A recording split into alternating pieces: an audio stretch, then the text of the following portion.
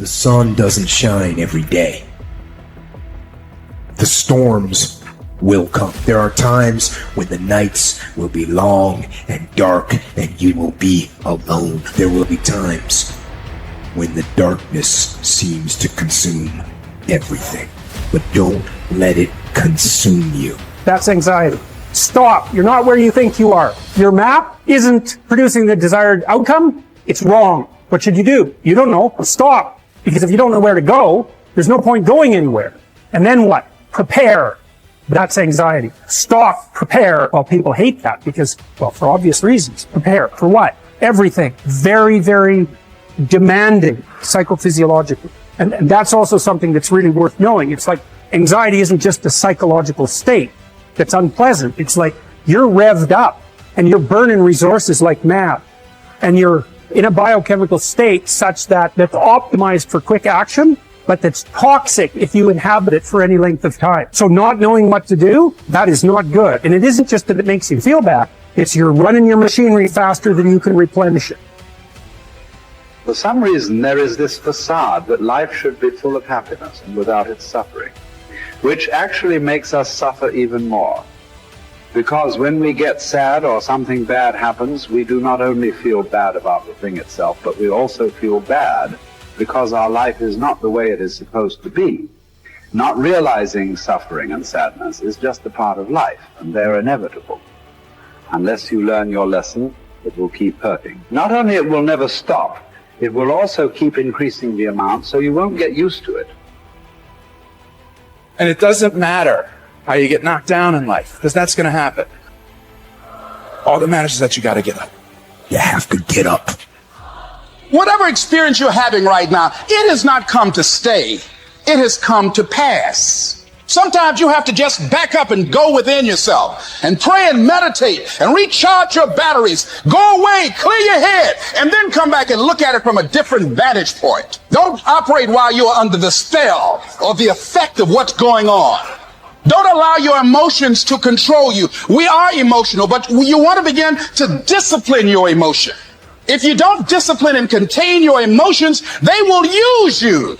You don't have to force yourself or motivate yourself to think negatively, to be depressed, to beat yourself up over the head, to feel loaded with guilt. You don't have to make any effort to do that. Your mind is on automatic. It will do that by itself. But if you want to begin to move into your own personal greatness, you've got to be willing to go against the tide. You've got to be willing to harness your will and say, in spite of this, I'm in control here.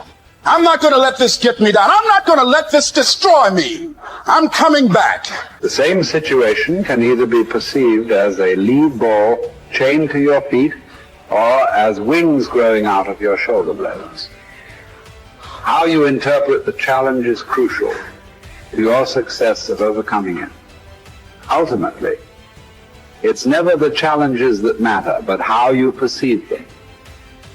If you work at that which is before you, following right reason seriously, vigorously, calmly, without allowing anything else to distract you, but keeping your divine part pure, as if you should be bound to give it back immediately. If you hold to this, expecting nothing, fearing nothing, but satisfied with your present activity according to nature, and with heroic truth in every word and sound which you utter, you will live happy.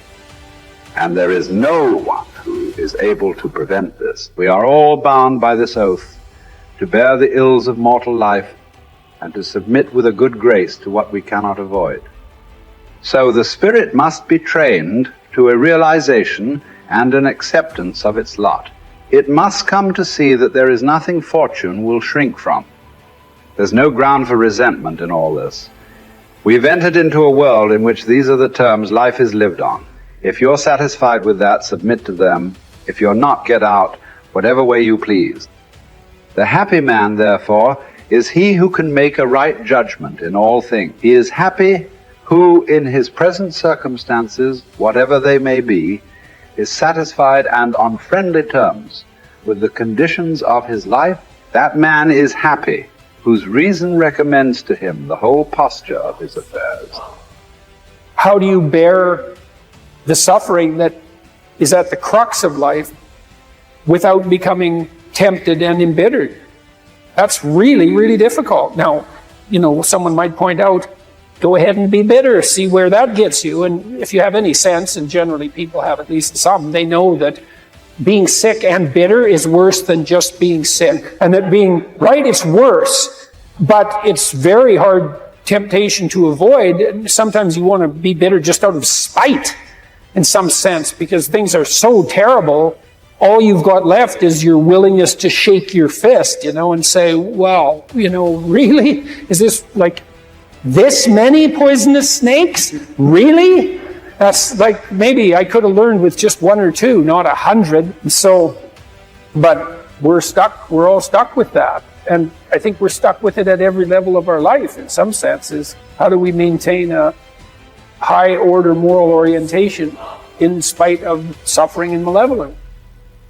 Do you think that the man has any thought of mending his ways who counts over his vices as if they were virtues? Therefore, as far as possible, prove yourself guilty, hunt up charges against yourself, play the part first of accuser, then of judge, last of intercessor. At times be harsh with yourself. Set yourself free for your own sake. Gather and save your time, which till lately has been forced from you, or filched away, or has merely slipped from your hands. Make yourself believe the truth of my word, that certain moments are torn from us, that some are gently removed, and that others glide beyond our reach.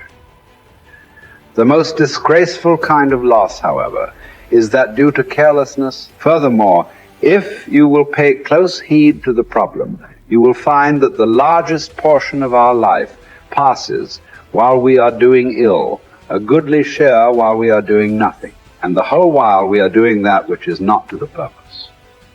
What man can you show me who places any value on his time, who reckons the worth of each day, who understands that he is dying daily? We are mistaken when we look forward to death. The major portion of death has already passed. Whatever years be behind us are in death's hands. We should not manifest surprise at any sort of condition into which we are born, and which should be lamented by no one, simply because it is equally ordained for all. Yes, I say equally ordained, for a man might have experienced even that which he has escaped. And an equal law consists not of that which all have experienced, but of that which is laid down for all. Be sure to prescribe for your mind this sense of equity. We should pay without complaint the tax of our mortality. If you're looking for certainty, the reality of suffering is certain. I mean, what do you accept as evidence above all else? That's a good question. That's a hard question. But I would say pain is up there. It's very difficult not to believe in the reality of your own pain. It's somewhat easier not to believe in the reality of other people's pain. That's not so easy either, but your pain seems to be undeniably real. And so it does beg a question, which is, if pain is undeniably real, is that which overcomes pain even more real? And I think that's, in some sense, that's the idea that lurks behind the idea of the resurrection.